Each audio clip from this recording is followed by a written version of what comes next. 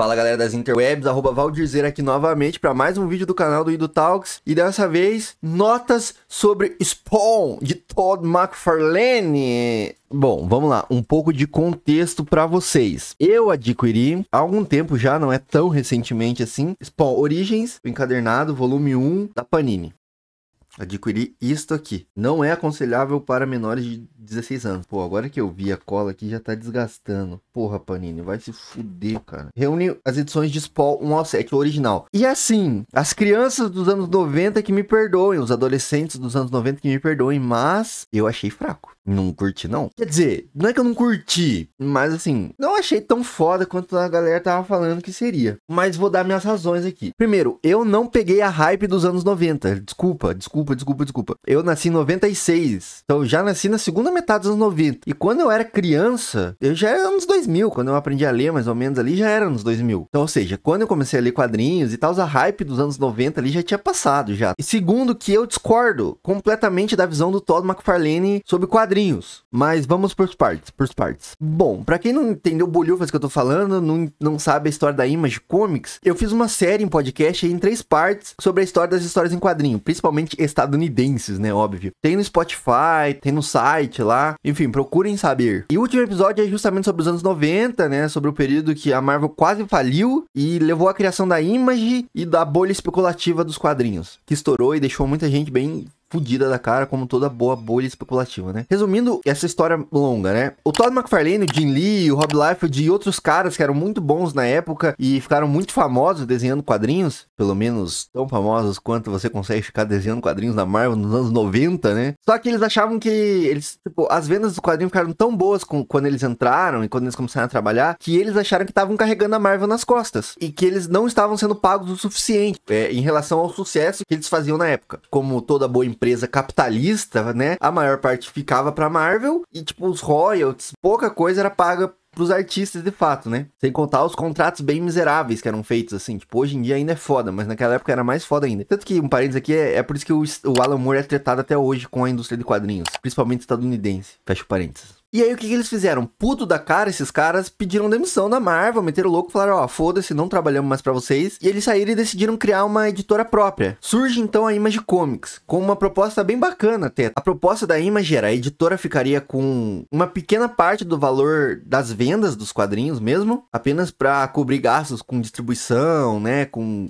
coisa. E também, em relação a direitos autorais, a editora seria a dona, detentora dos direitos apenas do nome, Image Comics, e do logo tipo. E aí, como é que funcionaria a distribuição? Cada quadrinista dentro dessa editora teria seu próprio selo, onde esse quadrinista, esse criador, poderia criar as histórias que bem entendesse, os personagens que bem entendessem, e nenhum dos outros sócios se intrometeria no selo do outro, assim. Eles poderiam, claro, fazer crossovers, eles poderiam citar histórias de outros selos, né, se eles quisessem, mas não teria, tipo, um editor-chefe, assim, dizendo, ó, não faça isso, não faça aquilo. A história era livre, tá? Liberdade criativa 100%, assim. E, claro, os direitos autorais ficariam pros criadores, né? Então, por exemplo, se o Todd McFarlane criou o Spawn, ele seria detentor de 100% dos direitos do personagem Spawn, das histórias do Spawn, do nome, enfim, de tudo. Ou seja, era o paraíso dos nerds, assim. Quem gostava de quadrinhos queria estar na Image Comics, tá ligado? Trabalhando, ou queria ter uma Image Comics pra chamar de sua. E fez muito barulho na época, muito barulho. Afinal, recapitulando um pouquinho aqui, as revistas dos X-Men e do Homem-Aranha eram as que mais vendiam no período até a criação da Image. Muito graças aos desenhos desses caras, assim. Jim Lee desenhando os X-Men, Todd McFarlane desenhando o Homem-Aranha, desenhando o Venom. Tanto que um dos designs mais clássicos do Venom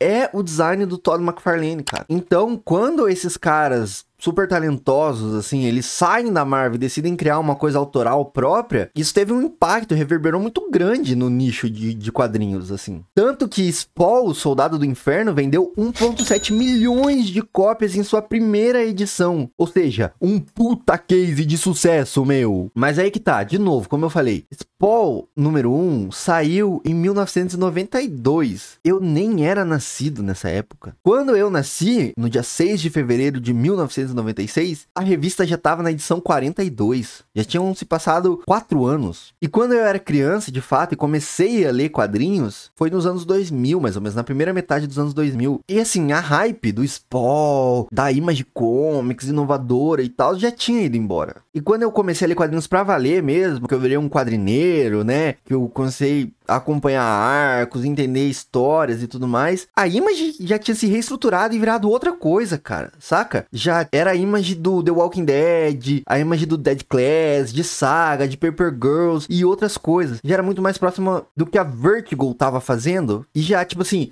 não era tão indie, assim. Ainda era muito menor que a Marvel e a DC, mas já era o terceiro pilar do mainstream americano, por exemplo. E quando eu entrei, de fato, nos quadrinhos, o Jim Lee já tinha até ido pra DC, tá ligado? O Rob Liefeld já tinha voltado pra Marvel, já tinha trabalhado de volta com a DC. O próprio Todd McFarlane já tinha contratado a Alan Moore, Neil Gaiman, já tinha tretado com esses caras por conta de direitos autorais que ele não queria pagar, por personagens que esses caras criaram nas histórias do Spawn, enfim. Em resumo, não peguei o hype original do Spawn. Só recentemente, com essa onda de saudosismo dos anos 90, né? Que afinal os millennials agora estão no auge do seu poder de compra, né? Então, né? No auge dessa onda de nostalgia dos anos 90 é que se recuperou Spawn, né? As origens do Spawn. E aí eu decidi dar uma chance, né? Afinal, pô, se tanta gente curte tanto esse personagem, ele deve ter alguma qualidade, né? Ainda mais com a Panini lançando essa coleção Spawn Origins. E eu, com gosto de entender a completude das coisas, não gosto de começar por partes, tá ligado? Eu gosto de entender desde o começo as coisas. Eu falei, tá aí, vou dar uma chance pra eu ler desde o começo, né? Pra entender as origens, a gênese desse personagem. Mas é aí que entra o meu segundo ponto. Se o primeiro ponto é,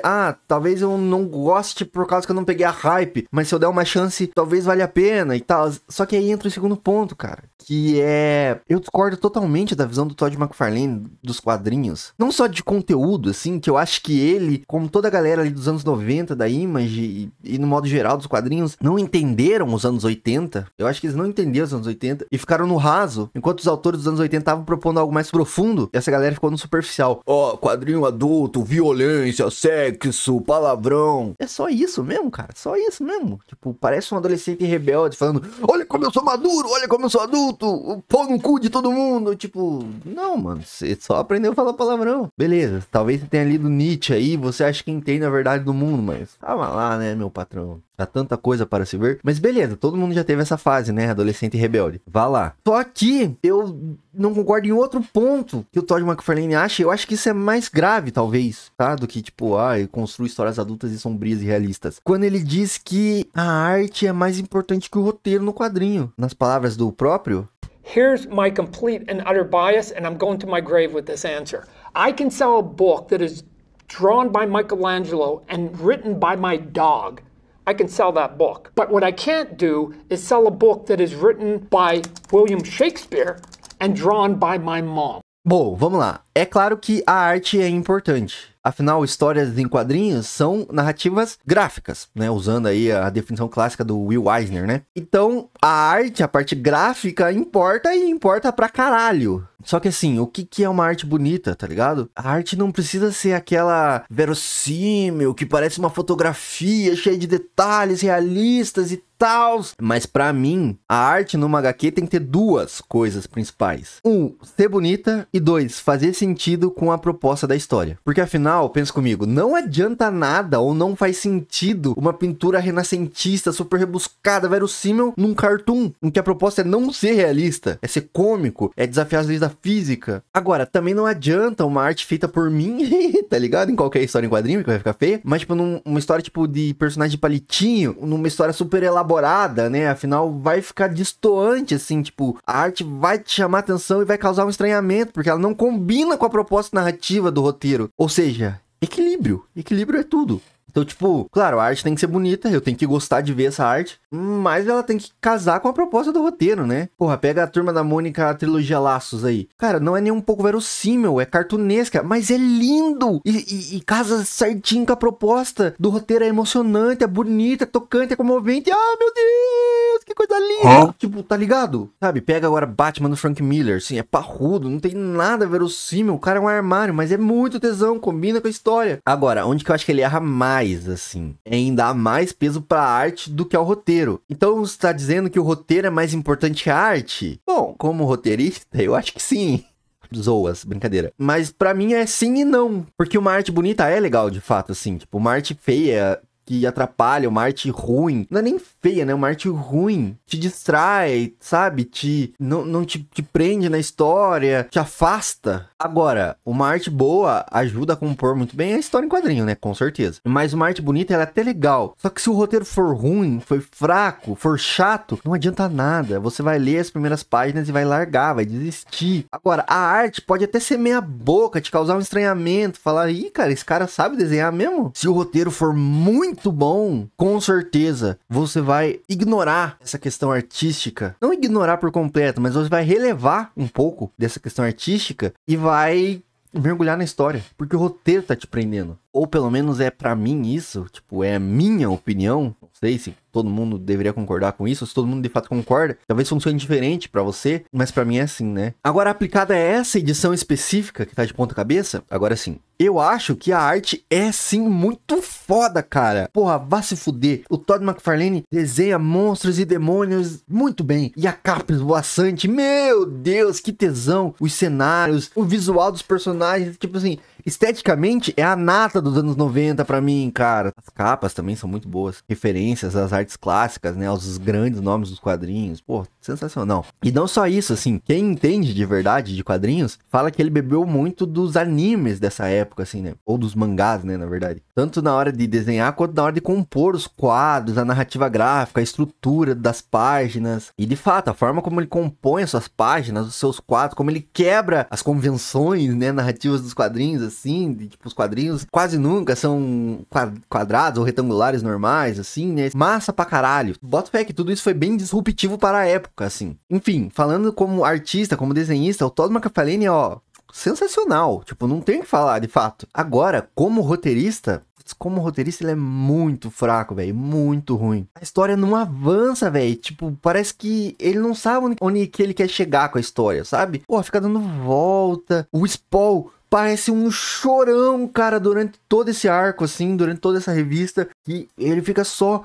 ó, a vida, ó, a sorte, ó, o azar. Tipo, meu irmão, você é um puta de um soldado do inferno, mano, faça alguma coisa legal, cara. Demora muito pra ele arrancar um coração nessa revista. Meu irmão, que enrolação. E daí, quando avança a história, parece que ele, tipo assim, ele falou, puta, passei metade da revista aqui tentando construir essa personagem. Agora eu preciso avançar a história, né? Pra acabar logo, né? Pra terminar essa revista, eu preciso que ele faça alguma coisa. E aí a ação vai, tipo, acabou. Parece que é, tipo, aquela série de TV enrolada, que eles têm um orçamento curto, sabe? Tipo, série da CW, sabe? Que o orçamento é curto, então eles têm pouco dinheiro pra usar em efeito especial. Então eles precisam fazer, tipo, metade, mais da metade da série só diálogo, tá ligado? E diálogo chato, e tipo, e tal, e dilemas, e ai, o personagem sofrendo. Pra daí na última cena meter uma cena de ação, o personagem dando os poderes e acabou, sabe? Tipo, parece isso, assim. E sim, cara, tem muito textão, tem muito diálogo. Tipo, o cara é muito diálogo expositivo, cara. Tipo, sabe? Tipo, muito quadrinho dos anos 60, assim. Textão. Dos anos 80 também, né? Enfim, é um diálogo que a página inteira só de balão e fala, assim, tipo, explicando por que aquele serial killer é foda e por que ele fez, tipo, ó, chato. E os coadjuvantes, especialmente os policiais, não servem pra nada, meu irmão, nada. Já viram aquele episódio do The Big Bang Theory que a Amy destrói o Indiana Jones, o primeiro lá, os Caçadores da Arca Perdida, falando que o Indiana Jones é um inútil pra história, que se ele não tivesse lá, a história se desenrolaria mais ou menos da mesma forma? É o que acontece com esses personagens aqui. Esses policiais não servem pra nada. Se eles não tivessem aqui, a história avançaria talvez da mesma forma. A única coisa que eles servem é pra ser alívio cômico, né? Tipo, e eles funcionam bem até, assim, tem algumas piadas, alguns textos ali que funcionam com eles. Mas, tipo, quebra a dinâmica da história, tá ligado? Tipo, tá indo, uma piada, tipo, precisava mesmo, enfim, sei lá. Agora, me desculpe quem gostou de fato, quem tem sentimento saudosista em relação a essa revista, mas eu achei chato demais, cara, demais. Tanto que reza a lenda, dizem por aí na internet adentro, que o próprio Todd McFarlane reconheceu que era um péssimo roteirista e chamou depois uma galera que entendia mais do riscado que ele pra ajudar nessa missão de escrever os roteiros do Spawn, o Alan Moore, o Neil Gaiman, o Frank Miller e mais roteiristas bons, assim, né, depois. Assim ele poderia focar no que de fato ele sabia fazer bem, que era desenhar. Enfim, essa é a história que os nerd velho contam, assim, não sei se tem algum lugar ele reconhecendo isso. Mas enfim, eu decidi que eu vou dar mais uma chance pro Spawn por causa dos desenhos do Todd McFarlane e porque na próxima edição parece que tem já Alan Moore, então quando sobrar um dinheirinho eu compro o volume 2. Não vou fazer muito esforço, assim, também pra comprar esse volume 2, porque eu nem terminei ainda o volume 1, tá ligado? Tipo, já comprei faz alguns meses e não consegui terminar ainda, porque, meu Deus, que enrolado, que chato, que textão, apesar da arte ser bem foda. Eu gosto de várias histórias desse estilo de história em quadrinhos, né, e uma das é esses parrudão, assim, que tipo, só brutamontes e tal, mas o roteiro tem que ser bom, né, não pode ser chato. Enfim, são essas minhas considerações. Não sei se você concorda comigo, se você discorda, se você acha que eu falei só besteira aqui. Enfim, pode deixar sua opinião nos comentários, tá? E se você ainda não é inscrito, se inscreva-se no canal, por favor. Dê um joinha nesse vídeo. Veja os outros vídeos do canal aí. É isso, um abraço e até a próxima.